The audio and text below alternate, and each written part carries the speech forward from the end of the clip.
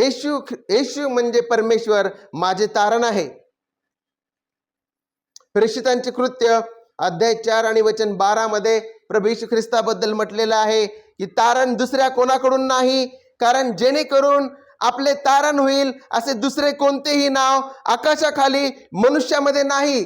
Exclusive claim म्हणजे अनन्य दावा आहे हा.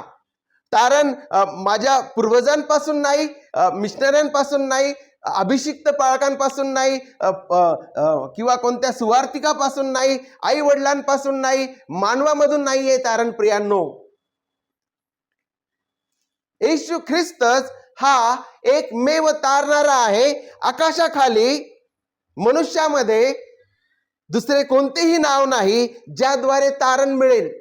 फादर नाही, मदर मेरी नाही, सेंट अग्नेल नाही,